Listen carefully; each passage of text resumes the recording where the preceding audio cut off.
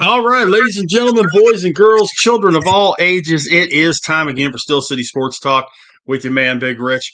Adam will be joining us here momentarily. He's kind of doing the Berg thing right now, so he'll be with us here just a little bit. But we are joined by our guy, and if you notice by his background, and if you notice by his Twitter handle, we got something else to talk about tonight, sir. That would be Mr. Jason Smithberg. Jason, how you doing, buddy? Big Rich, I'm a little under the weather, not feeling well, but I'm tough enough to come on the show with you and Adam tonight. So it's always a pleasure to be on with you guys. Well, before we get into this Packers thing with the Steelers Yes. on Sunday night, Yes. if you remember going back about a month or so ago to our open mic night, which we do here on the network on Tuesday nights, Sure. you, sir, said that your beloved LA Dodgers weren't even going to make the playoffs. Yeah, so about all that. Yeah. Wow. A lot's changed in a month. So, this is going to sound like I'm doing a one big, large step of backtracking here, but I found out in my history being, especially a Dodgers fan, Big Rich, that if I prepare for the worst, then the best happens.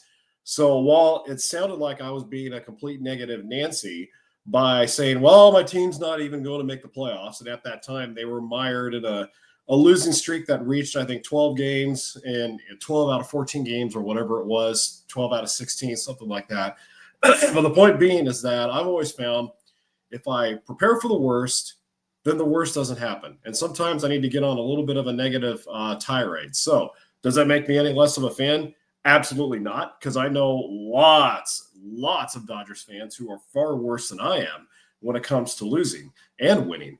So I stand corrected. I am here right now eating a big slice of humble pie for predicting that the Dodgers would not even make the postseason. So thanks for putting me on call, Big Rich. I appreciate it. Hey, but the humble pie has got to taste pretty good because your guys are playing for the championship back-to-back years. Yes. Um, Otani's gotten hot at the right time. You know, he didn't really play very well the first part of the playoffs, but Yep. he's just on fire right now. Freeman is Freeman, Betts is Betts. Teoscar, you know from us talking, I've been a huge Teoscar guy when he was in Toronto. Um, but yeah, this Dodger team, it's going to be a fun series. I really think it is. But your guys have played extremely well throughout the playoffs. Yeah, I'm anticipating a great series as well. They're definitely not going to sweep the Blue Jays the way they did Milwaukee. I think this is going to be potentially a 6-game series. I'm going to be on the right side of the victory prediction this time and actually predict that the Dodgers will win this in 6. I, you talk about them getting hot at the right time, Rich. And, one of the things that was the most frustrating with this team all season was that it looked like they had just lollygagged on the field from July 1st up until the last 2 weeks of September. That last 2 weeks of September is when Mookie started to connect. Freddie started to swing the bat a little bit better. Shohei was kind of up and down, but they were getting production from the middle and the bottom parts of their lineup. So they managed to find a way to sail in with the right guys getting hot at the right time. And that alleviated most of my frustrations with watching this team during the regular season. And last night I picked Toronto in 6, but both teams have Pirate influences on them because Yep. Isaiah Kiner-Falefa has gone back to Toronto, which I'm very happy to see him there and doing what he does best. And of course, Tyler Glass now, who just couldn't stay healthy in a Pirates uniform, is pitching really well for the Dodgers right now. Yeah, and he's had a hard time staying healthy in a Dodgers uniform too, but he's managed to stay healthy at, stop me if you've heard this before, the right time of the season. His first 3 postseason starts, or first 2 postseason starts. I'm sorry, because I don't think he started in the wild card round against the Reds, if I recall. His first 2 postseason starts this year have been very solid. They haven't been dynamite blowout performances like Shohei Ohtani's 10 strikeout performance last week or Yoshinobu Yamamoto's. It's been solid. Glasnow's problem, Rich, has been and always will be the walks. He has to find a way to limit the damage on the base paths. If he can do that, or at least at the very least, prevent the walks from coming back to bite him in the butt, he's going to be A-okay. But I've been impressed with his stuff so far.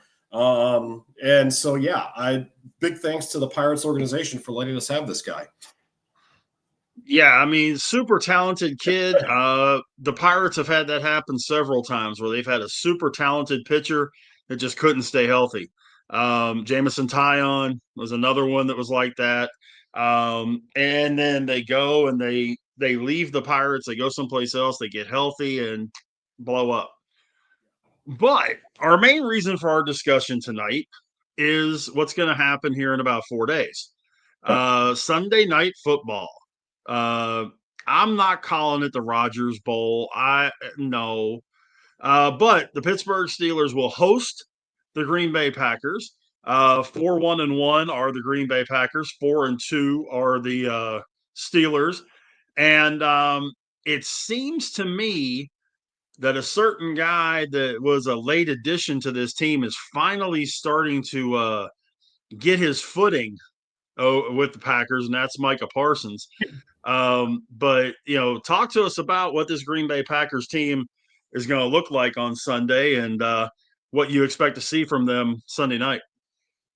Well, I expect to see pretty much the same thing out of them this Sunday that I've seen the last 2 Sundays, which is a very lethargic, very opportunistic offense in the first half of the game.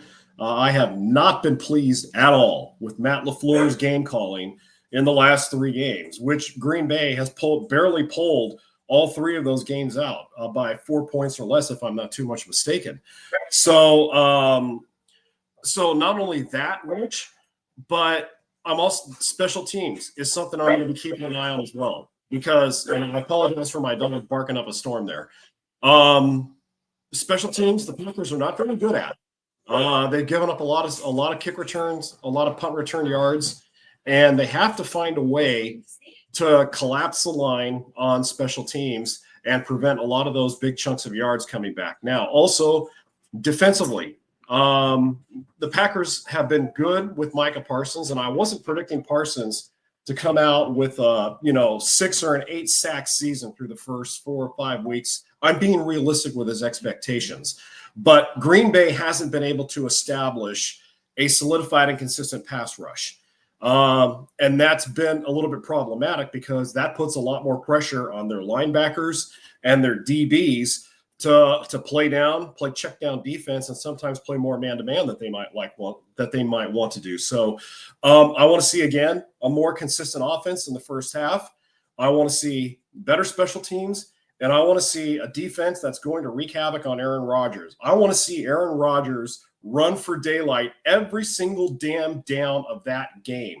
And I don't care if Jeff Hafley has to throw the entire kitchen sink at him. You got to find a way to put pressure on Rodgers, because as we saw this past week, Rodgers can still throw the football. That's not the problem.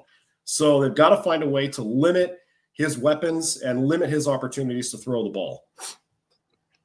Well, and one advantage or opportunity that the Packers have on the defensive side as well is it's DK Metcalf and then whoever else. It might be Jonnu Smith. It might be Pat Freiermuth.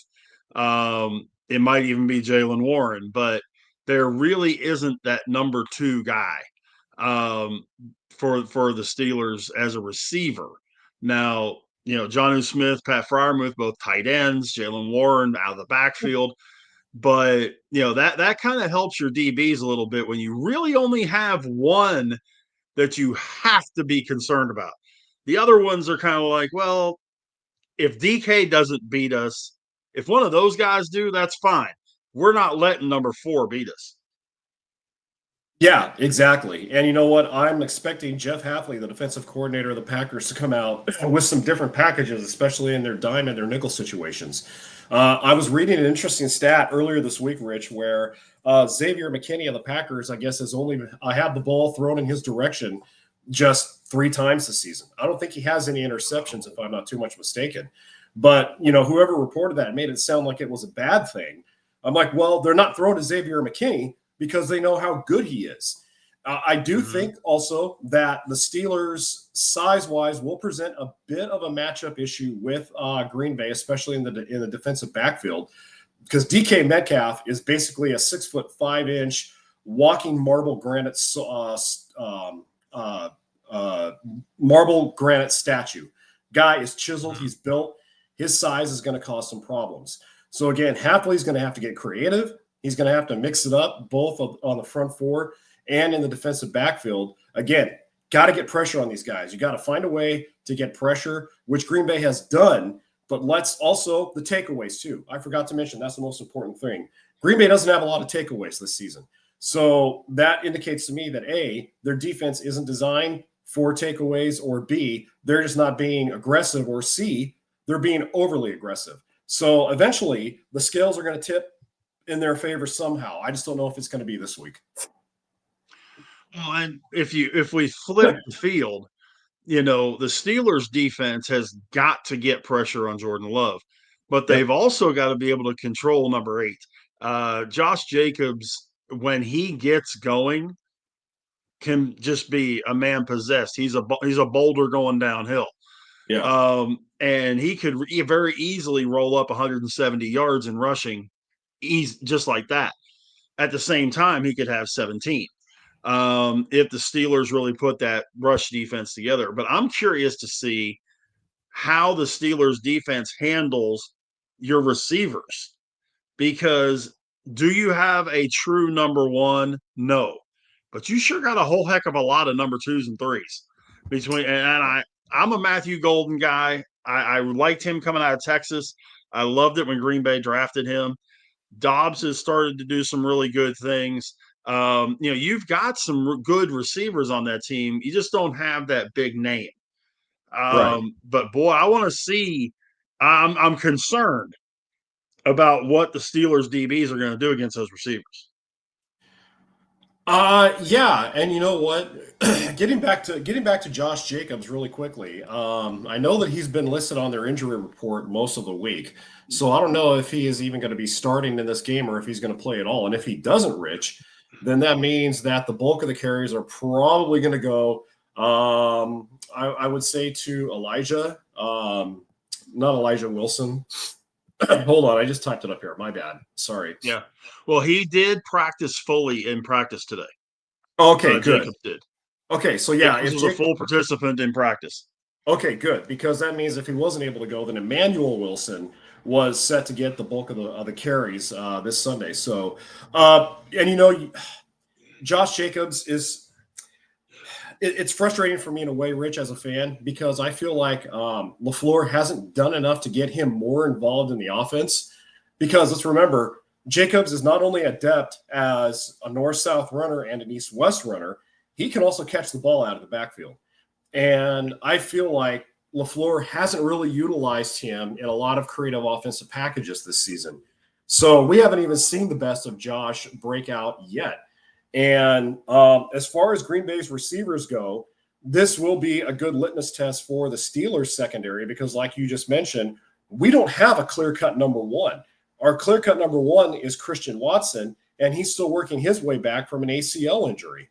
So when you take away Watson from the equation, and Jaden Reed is injured, that leaves you with a bunch of guys who would normally be third, fourth, and fifth receiver options on any other team.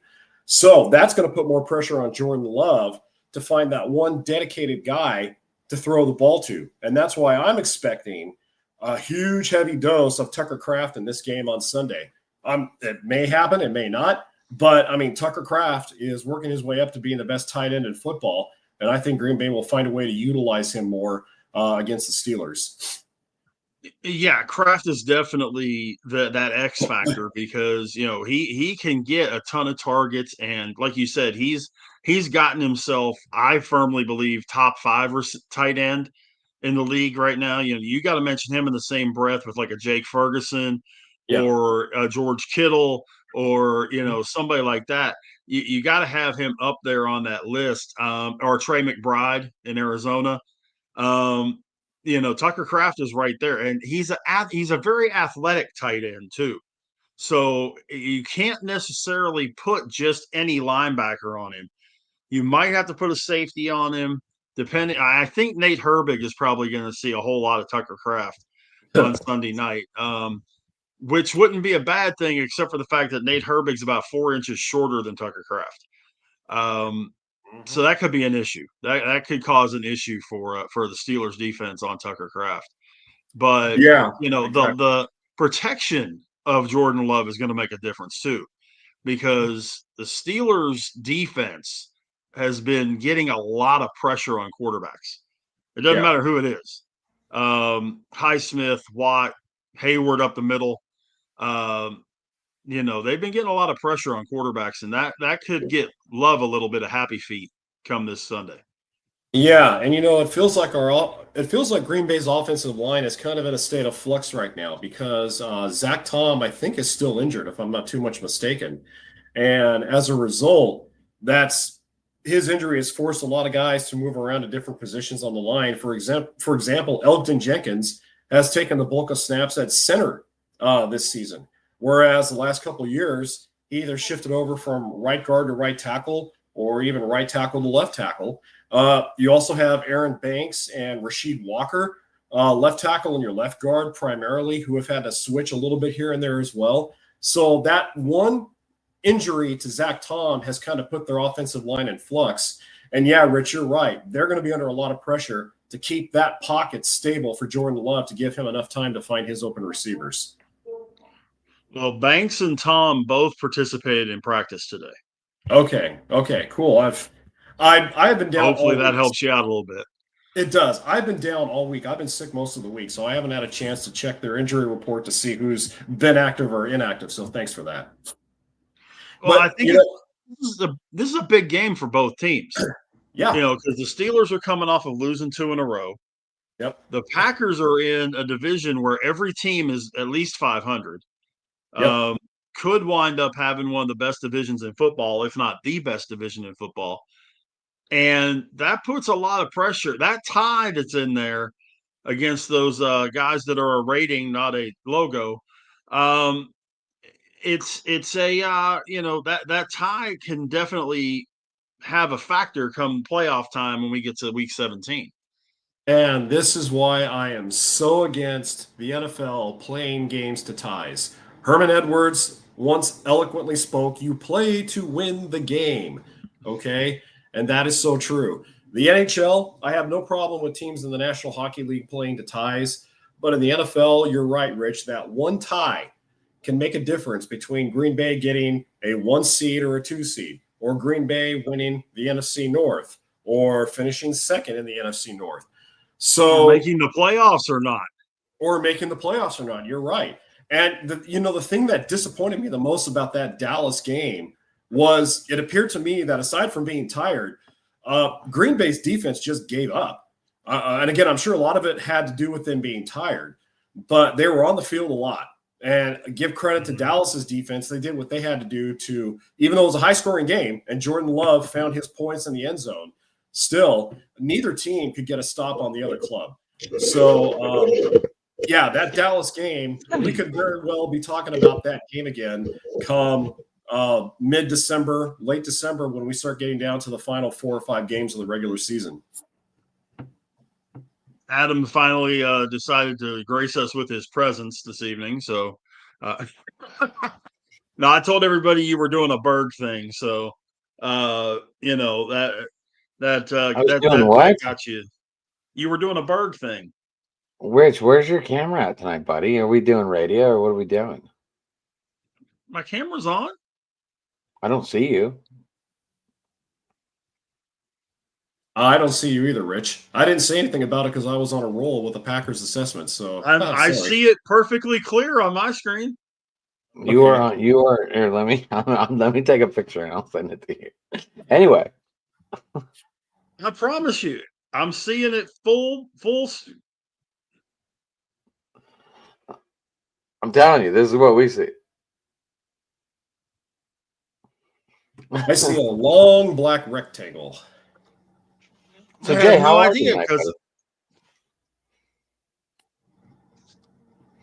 Jay, what's going on, shot, man? Jay. Rich, I sent you a picture. I'm going to send you one of mine. This is crazy. Anyway. Let's see, Adam.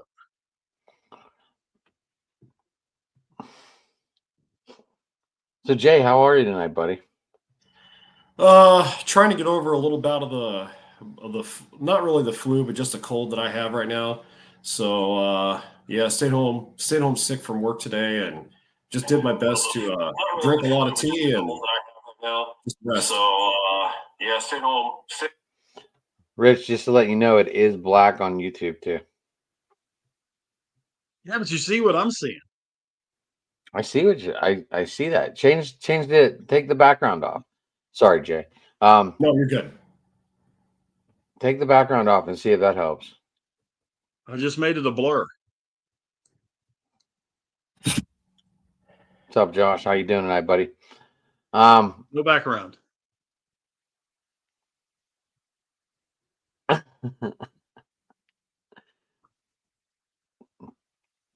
Well, Jay, I guess the ever question.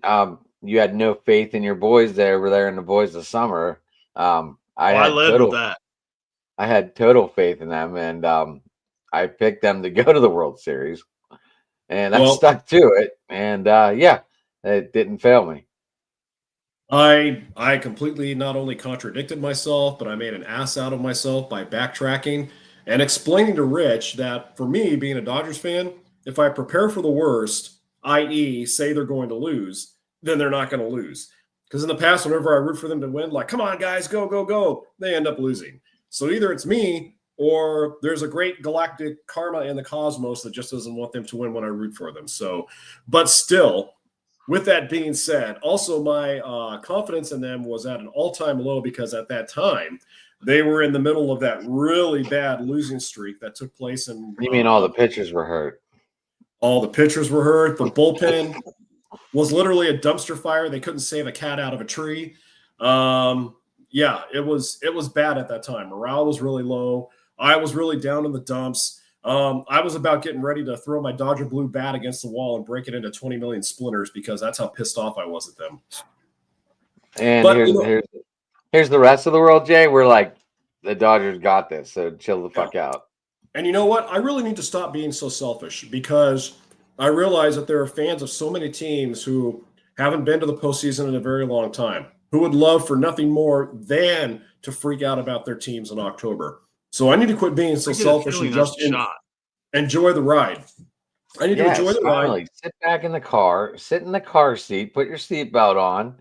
Yeah. Actually, no, sit in the back of the station wagon like we did in the 80s and fucking enjoy the ride.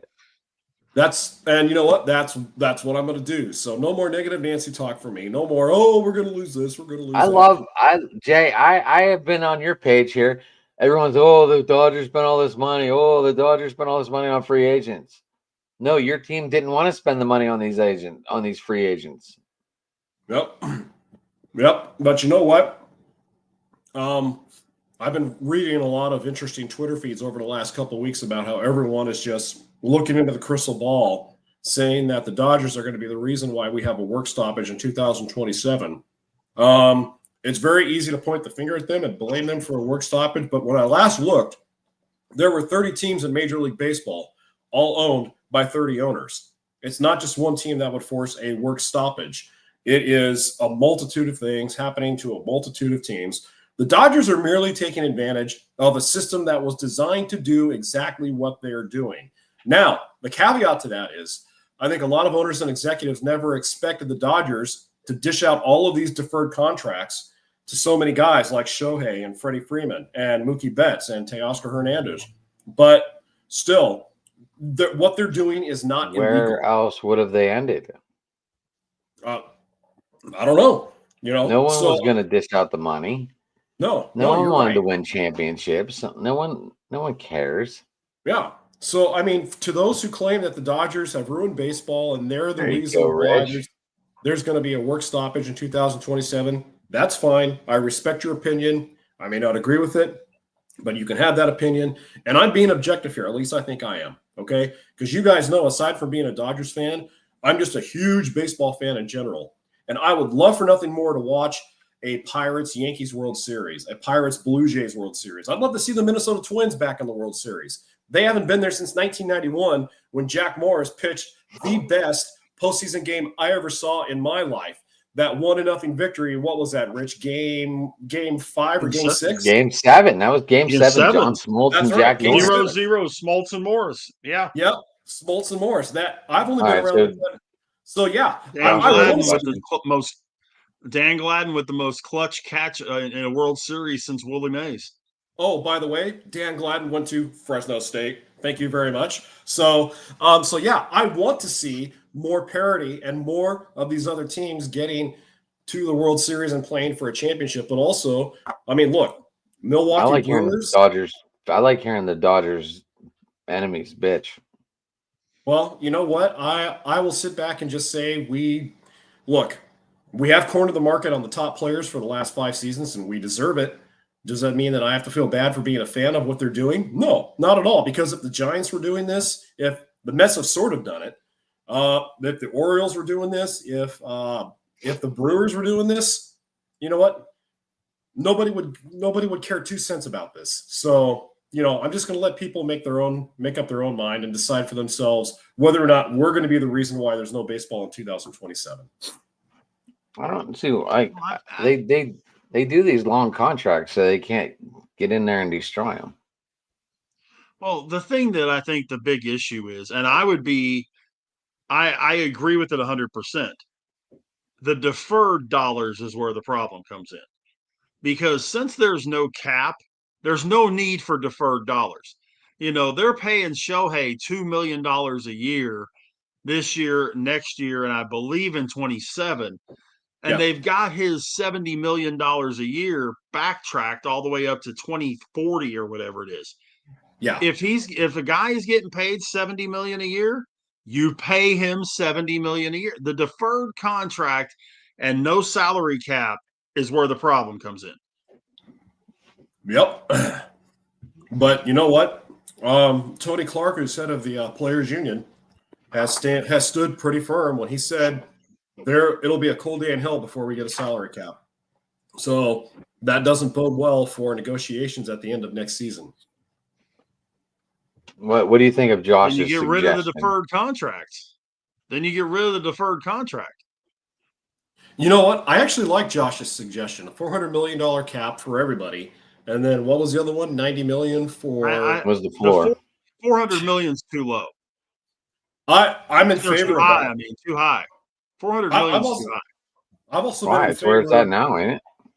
I think so. The luxury tax is 3.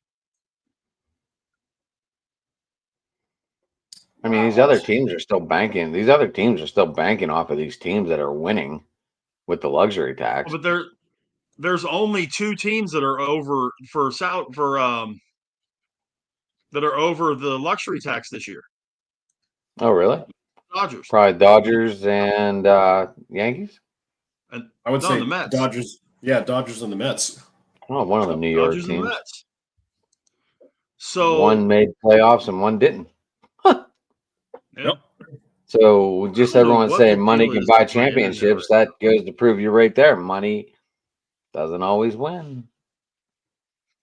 No, I mean, if you look at the top 10 payrolls, okay, Mets, Dodgers, Yankees, Phillies, Blue Jays, Rangers, Astros, Braves, Padres, Cubs.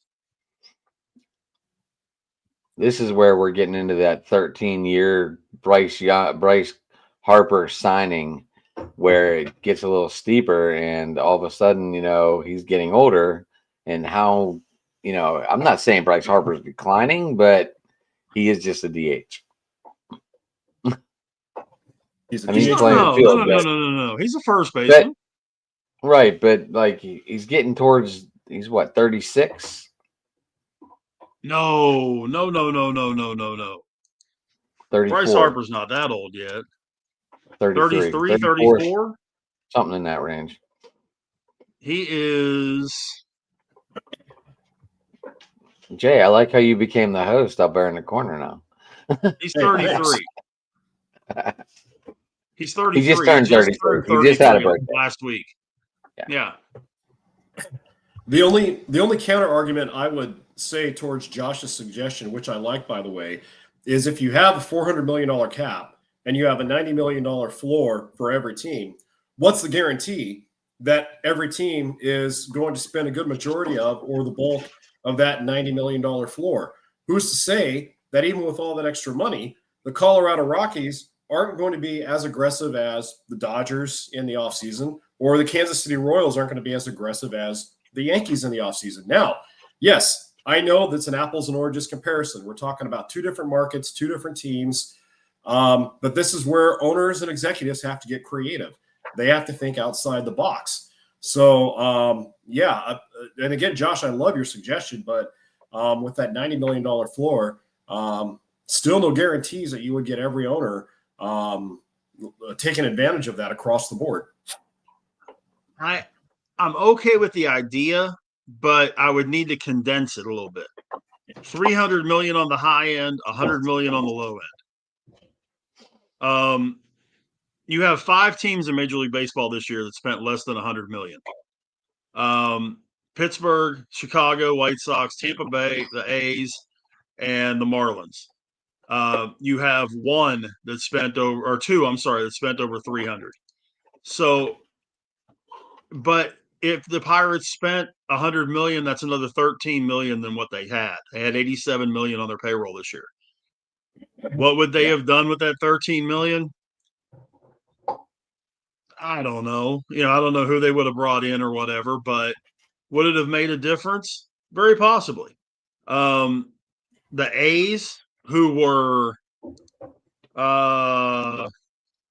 27 million under that 100, with that young team, you put a ball player in there, a $27 million player, that could make a big difference to a team like Oakland because they got all kind of young talent on that team. Yes, they do. You put a $27 million a year pitcher in there, or 215s. And whenever they move to Las Vegas, they're going to be banking on those young kids like Nick Kurtz and Jacob Wilson, who's Jack's kid, by the way, guys. Former Pirate great Jack Wilson. So they're going to be banking on Nick Kurtz and Jacob Wilson to usher them into that new ballpark in Vegas whenever it gets built. And Ben Rooker and what's the other kid's name? Soderstrom. Tyler Soderstrom. Oh, yeah, Tyler Soderstrom, who happens to be the son of former Fresno State great Steve Soderstrom, who pitched for the Diamond Dogs back in the mid to late 90s. So, yay, Fresno State connection continuing to shine through here in MLB. Woo! There you go. All right. Did you guys even mention football yet or no? We did, man. We had like a 20-minute football talk. Yeah, I know. I was cleaning up. My dog's having like stomach issues, and she shits on the floor now all the time. So that's what I was cleaning up. I just got to give Adam a hard time. I will say this, Rich, kind of going back to football and building on what we were talking about first about keys to the game. For me, here are 3 players that I'm going to be looking for Green Bay to break out in this game. Obviously, Micah Parsons for what he can do on defense. Sure. On offense, I want to see not just Josh Jacobs, but I want to see Savion Williams become more involved. He has some terrific speed, and I think the talent is there. Dontavian Wicks drops the ball too much. I think Savion does too, which is a downside, but I think if they can find a way to get Savion more involved, that would be key. And another player that I'm going to be looking for here for the Packers to make an impact in this game, obviously, Mr. Jordan Love. I think he's actually done a very solid job this season behind center for the Packers. Hasn't tried to do too much. Hasn't tried to be Brett Favre, Aaron Rodgers. He's trying to be Jordan Love, which is what they need him to do. His numbers aren't mind-boggling, but he's getting the job done. He's keeping his team in games. What's up, Andy? How you doing tonight, buddy? NFL outdated is in the chat tonight. Beat the Packers. I'm with you. Yeah, you've done shows with outdated, haven't you, Andy? Maybe once or twice. I don't remember. It's been a while. The Bears fan, Cubs fan. Okay. I'm with you on those guys. What I want to see happen out of the Steelers, and I want to see Joey Porter put the clamps down on somebody. I want to see that. I need to see that happen. I want to see Jonnu Smith become more a part of the receiving game than what he has been. Although Fryermuth became, a lot bigger part of it than what he has been in the last few weeks in last week's game. But I want to see what Rodgers does. I'm still. He's not going to look at it. I don't think as the kind of game that it's a revenge game because they're not playing in Green Bay. But when we look at what Aaron Rodgers is doing, I need to see him open it up a little more. He hasn't thrown for more than I don't think he's had a 300-yard game yet. I don't think he's actually thrown for more than about 270 in a game, 260 in a game. So we got to open this thing up and quit being one-dimensional. That's one of the big things I want to see in this one. Well, like you said earlier, Rich, this game has some potential long-term ramifications for both teams because this could potentially be a make or break game for both teams in terms of determining how their season finishes. It's probably not the most important game for both teams, but when you look now that we're already coming up into week 6 here, week 7 in the NFL, this is now the time of the season where we need to start figuring out, where we need to start separating the contenders from the pretenders. So both football teams need this game to take that step forward. If one of these teams is going to lose, whoever loses, their season's not done or over with. But again, this game will determine the outcome of the rest of their season as far as them being near the top, the middle, or even potentially the bottom of their divisions and both conferences. I still think the Vikings end up in the bottom of that conference. I don't know about you, Adam, but I think this means more to the Steelers because A, they're on a 2-game losing streak. B, they've got to make hay while they can, while Lamar is down. He's practicing today. I haven't heard anything about him playing this week, but they need to make that gap wider. You would know more than me, but I thought he was a go. I know the Bengals don't scare you at all, Rich, but the Bengals are still officially a game behind us with a game in hand now with the win. I know they don't. I know you don't think they're anything, but just to let you know, they're in the rearview mirror. They are in the rearview mirror, but I'm just looking at the Bengals with what they currently have at quarterback won't last till week 17. That's what I'm saying. Flacco is not going to be this Flacco week 17. Andy, were you calling Jason's background Caleb's crib? Is that what that reference was? What can I say? Still here. I know he has Frozen 4 tonight. I don't know what time he gets started on that, but I know the Frozen 4 goes off tonight. Okay. Hater's gonna hate. What can I say? That's our dated show.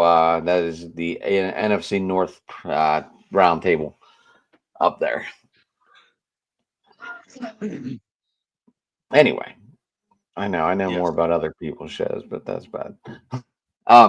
Rich, this is a big game for the Steelers, obviously. Like you just said, 2-game losing streak coming into this. What is? I think I had us losing this game on paper. I believe you did too. I don't had us winning it. I know you have us going 17-0. I get it. No, I don't. I have 10-7. We both have them. That's funny. We both had 10-7, but we both had different losses to different teams. So, but yes, this was one of the weeks I picked up a loss, and I love the NFL blitz is coming to Pittsburgh and Romeo Dobbs with the big helmet, putting in the code. Can't miss that. Do you think that helmet is distracting at all to defenders? I mean, I don't know. I Maybe mean, it's it's some of distracting them. on TV. I don't know why it would be. They practice with it all the time. The guys wear those during practice all the time. Right, but I mean, I don't know. It's just like it's like those Charger jerseys. They're just out there. Those Chargers uniforms, those bright yellow ones, are god awful. I thought the Savannah Bananas had formed a football team because that was just atrocious, man. That was atrocious.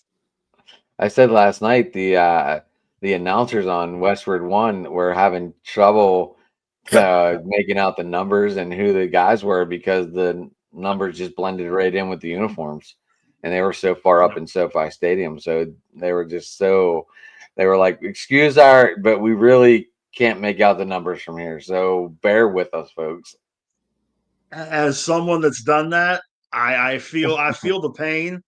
There is nothing worse. We went one rival game, high school game I'm doing, and the team that I'm calling for, their big rival comes rolling out with a Carolina blue jersey with blue numbers. And I'm Hey. like, you guys got to be kidding.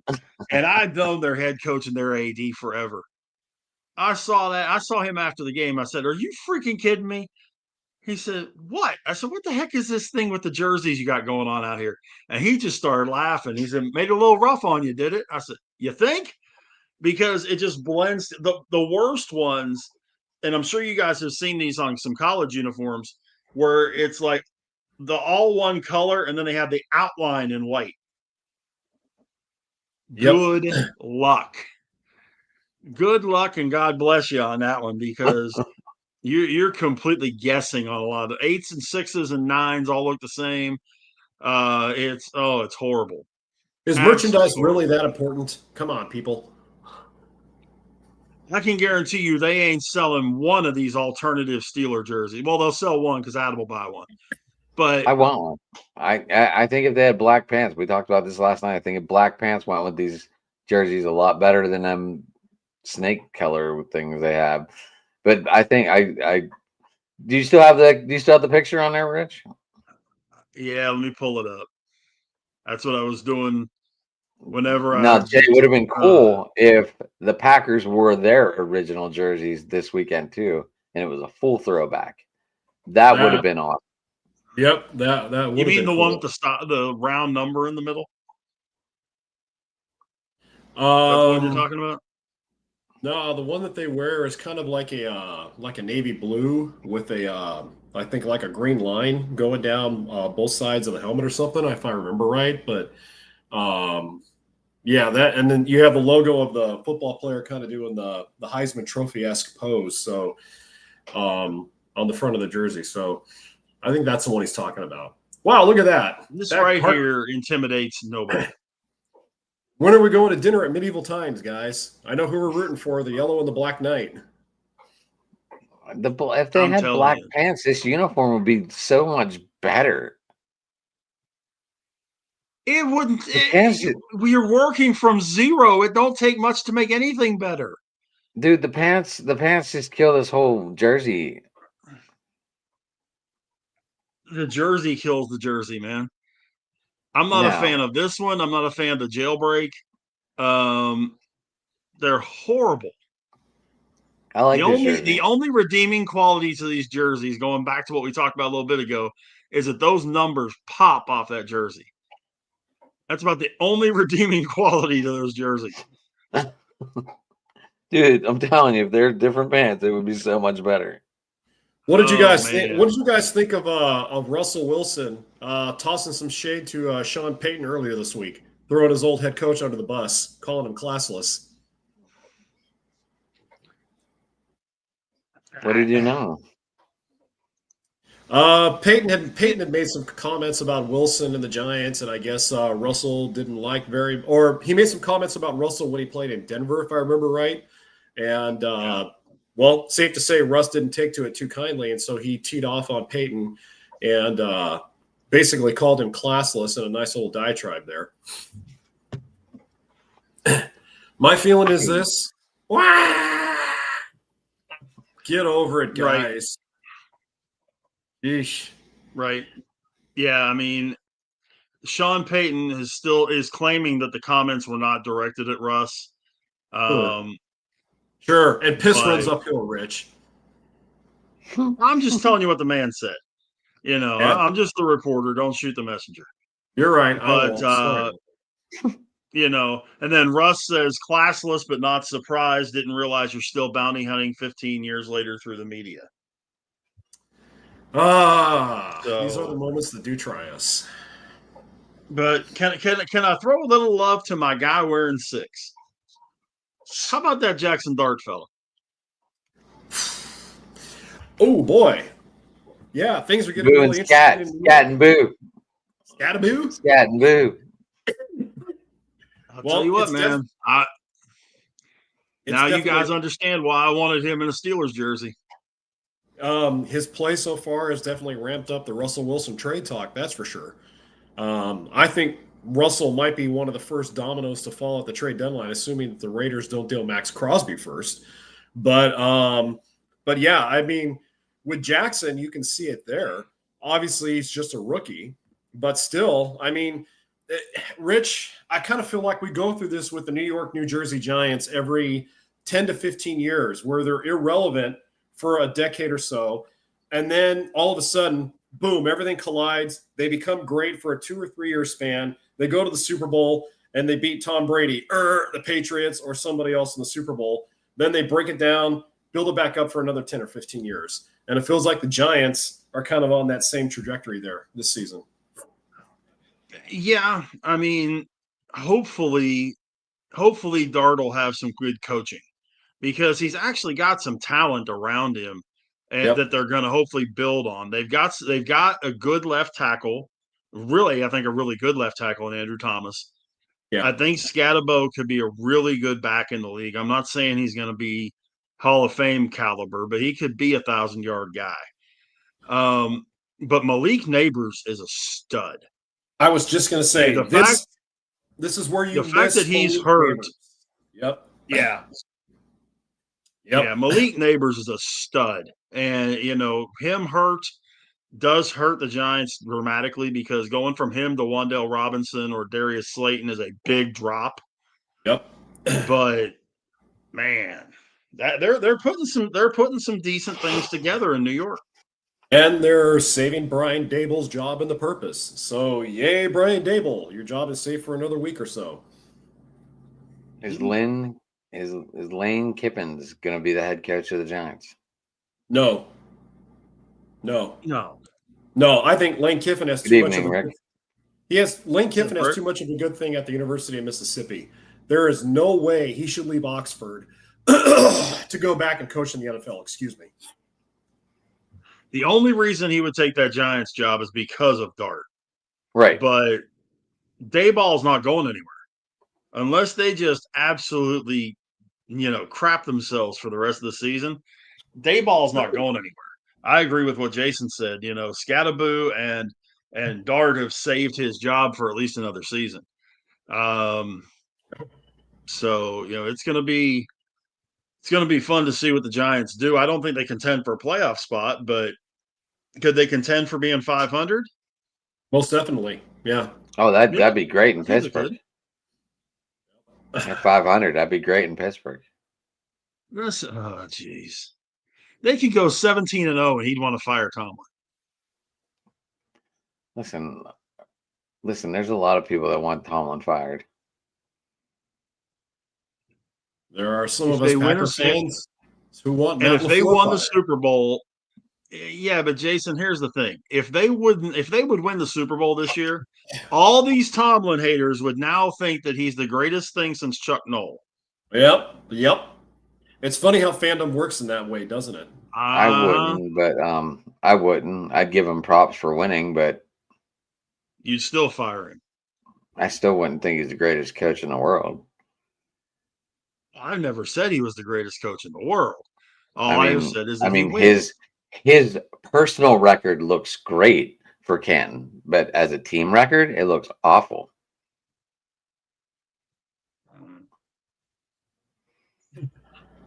And he's Sorry about 2 my and 10 dogs on, barking out in the backyard there. and he's 2 and 10 on Thursday Night Football, and he's under 500 in the playoffs. Well, we've had the discussion before. There's a lot of really good coaches that were under 500 in the playoffs.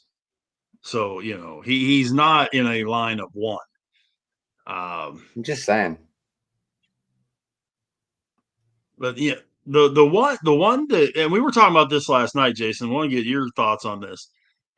We kind of figure that McDaniel is gone in Miami at some point, if not during the season, after the season. Yeah, I don't know if he is. And if Atlanta continues to be bad, Raheem Morris might be in trouble.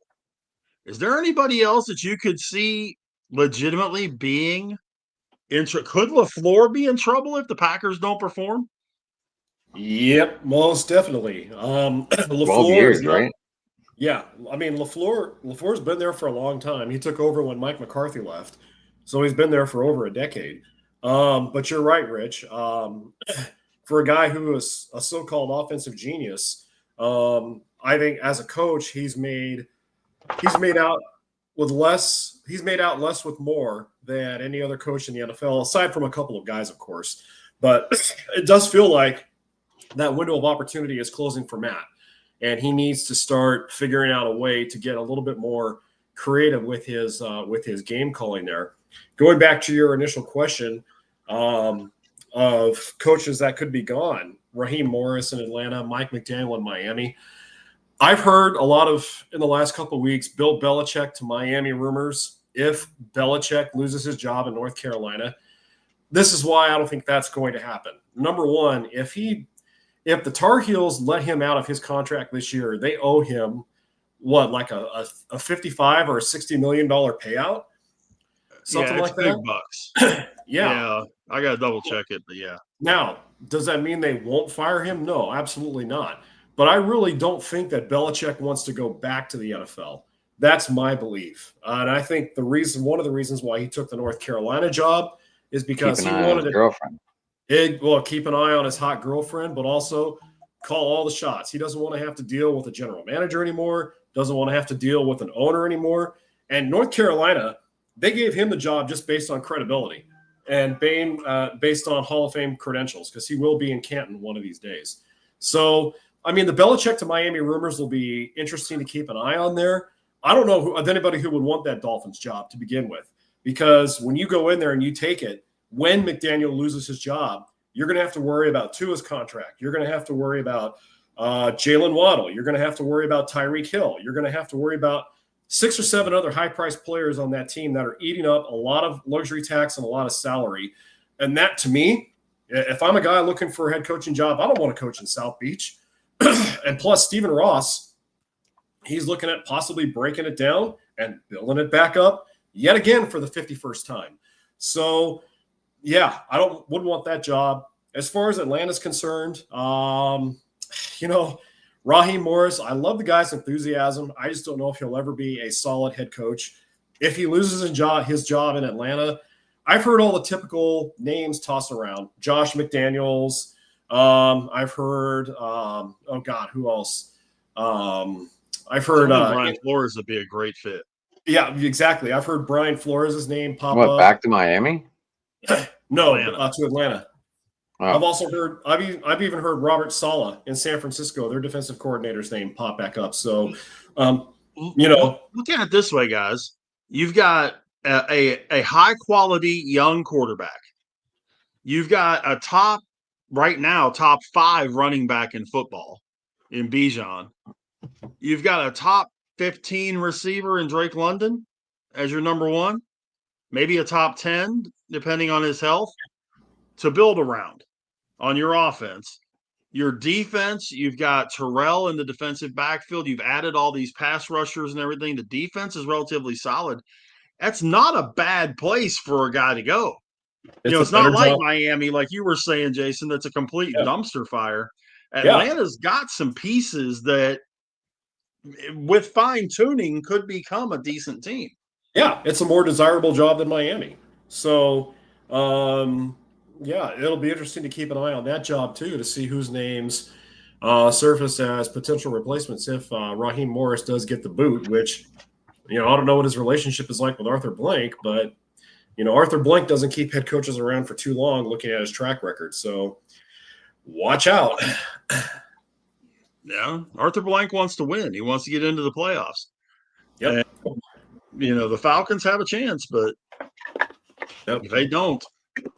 But I think Morris, McDaniels, Saleh, those are guys that fall into that category for me that are really good coordinators, spectacular coordinators, lousy head coaches. Josh McDaniels is a really, really good OC. I would hire him as the OC for the Steelers, no question. Would I make him the head coach? Not a chance in hell. Nope. Would I make him the OC? Yeah, I would make him the OC. Would I make Robert Saleh the DC for the Steelers? No question. Would I make him the head coach? No way. Interesting how that dynamic works out sometimes. It is. It's really weird. Well, Dan Quinn was that way. Dan Quinn's a fantastic defensive coordinator. Washington is showing that he's actually learned from his prior failures as a head coach and gotten better. Yep. I don't think these other guys are doing that. Yeah, and as far as LaFleur is concerned, I haven't heard any hot seat rumors for him. The pressure is on, but that's different than the hot seat. So at least for now, LaFleur seems to have the thumbs up from Brian Gutekunst and Policy, their chairman. So what do you see? I know we're getting close to time, but what do you see as the outcome Sunday night? The outcome Sunday night, I think this is going to be – I'm going to call this one right now. I'm going to say Packers take this one 24-21. I think it's going to be there will be some points scored, but I think it's going to be a game won in the trenches. It'll be a bit of a defensive grudge match. So I'm calling it. Just to let you know, they put fresh new sod down too. Oh, good. All new field. Good deal. I'm sure Boswell had something to say about that. Yeah, right. Oh yeah. So I was just like, I don't know if you guys talked about that or not before I got here, but that's kind of a big deal. We didn't. We didn't, and it is, yeah. I'm calling it 24-21 Packers. I think Jordan Love throws for 200-plus yards. Tucker Kraft has a 100-yard game as a tight end out of the backfield. 24-21 Packers. Adam? Oh, I took the Packers in my yearly preview of our show, so I am definitely taking the Packers in this one. I am saying it comes down to the wire, and it's going to be 31-24, Jay. That's what I'm saying. Okay. Hey, that's not a bad line to bet on, so that's a good call on that one. Mine's right in the same general vicinity. I've got the Steelers winning. I picked this as a win when we did our beginnings, and at the beginning of the season, I had it as a win. I think the Steelers win this one 23-20. Okay, I like that line too. I see the Steelers having a defensive touchdown. Oh, a defensive touchdown. Are you talking about a pick six or a fumble recovery for a touchdown? I'm thinking somewhere along the lines of I'm thinking somewhere along the lines of a strip sack that gets run for a touchdown. Okay, fair enough. I have Jordan Love as my fantasy quarterback this weekend, so Jacobs was my number one. Josh Jacobs was my number one overall pick. I had the fourth pick in the draft. I took Jacobs with my number one pick. But bad pick. I mean, he proved he plays sick like he was last week. Is he over that cold? I did not catch it. He looked to be over last Sunday, but he was on the injury report earlier this week. But Rich said that he practiced in full pads for the last 2 days, so it sounds like he's expected to play on Sunday. Yeah, I'm looking at the practice report right now, and it shows did participate. So okay. Good stuff. Yep. I took the Dodgers to sweep the World Series. No, I'm taking them in 6. Toronto is a heck of a ball club, in Major League Baseball this year, they had the best walk percentage in MLB. They were the second hardest team to strike out. They had the third highest hard hit ball ratio in MLB. They don't hit for a lot of power, but they put the ball in play. They don't make ridiculous errors on the base paths or defensively. This is a quality ball club. I think they're going to take the Dodgers down to the wire. I'm calling Dodgers in 6, but I don't think it's going to be a sweep the way it was in Milwaukee for us. Is George Springer going to do it again? More than likely. Yep, more than likely. I mean, George Springer is just one of those guys, as much as I hate to admit it. Yeah, he's just one of those guys built for October. He's just wired differently to perform in October. Now, he's always been a very good regular season player as well. I mean, he's a 8 or 9 time All-Star for crying out loud. But still, when he gets to October, the pressure of the moment just doesn't seem to get to him. And he likes to bring on the pressure in the biggest moments to the other team. So, Springer's going to go deep in this series multiple times. Hopefully it doesn't come up in a crucial situation like it did against Seattle a few nights ago. I certainly could see, you're right. He's in that same mold as a Joe Carter or Manny Ramirez, that they just seem to turn it up when the postseason kicks in. I'm going Izzy for MVP. You're going who? Isaiah Kiner-Falefa for World Series MVP. Oh, Big Rich with the mic drop MVP moment. All right, he's going Kiner-Falefa. Mouse straw, baby. Yeah, Miles Straw. My prediction for World Series MVP. Kiki. Well, just say okay. Kiki. Just say it. Just say it. All right, Kike Hernandez, baby, the guy who has the second most career home runs in October. Oh no, the third most career home runs in October in baseball history. World Series MVP, Enrique Kike Hernandez. You heard it first, baby. There you go. I did want to say something else too. Sidney Crosby passed Mario Lemieux finally in points last night. I was trying to figure out how many more games it took Sidney Crosby to do it because Lemieux played a lot less games. Well, yeah. I was trying to find it out, and I was trying to do this math in my head, and I was like, I can't do this. But I just want to say congratulations to Sid the Kid, obviously. And is that true? We're doing the Highmark Winter Classic. Did anyone look into that yet? Next year? Yeah, I saw something about it today. The new stadium's getting a welcome. Might be fun to go. Yeah. Sidney Crosby has played 1,539 regular season games. No, this is playoff record and everything, Rich, just to let you know. Well, because Mario Lemieux only played 915. Not bad. Regular season games.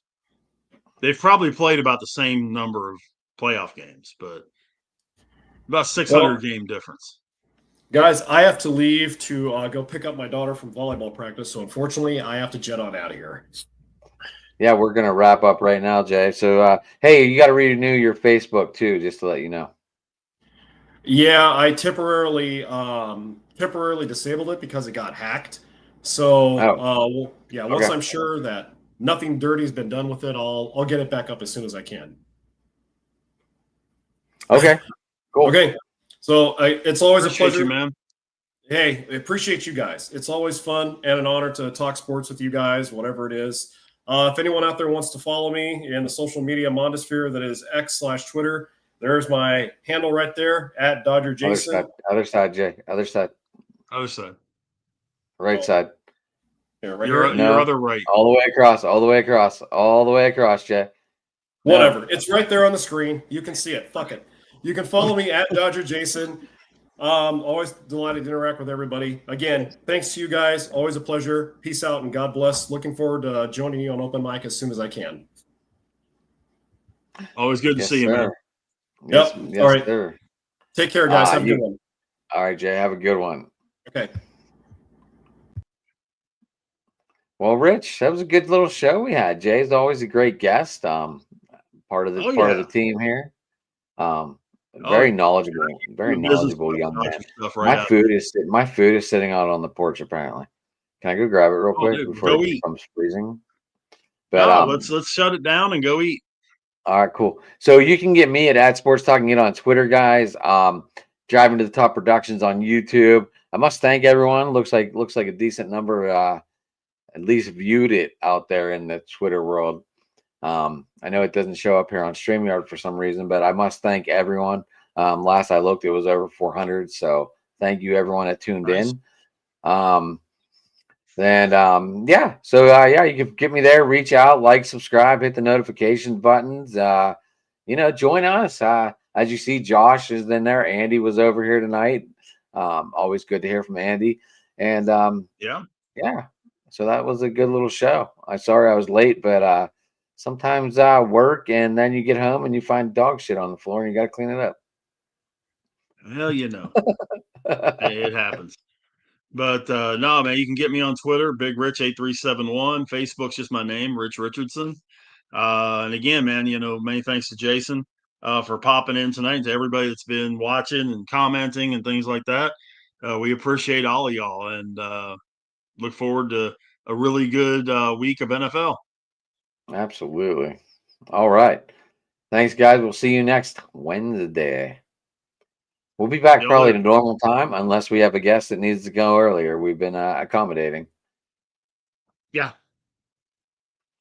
But hey, you want to close it or you want me to? No, I can go ahead and do it. For Adam, for Jason, and for everybody else, we'll see you next week. So long, everybody.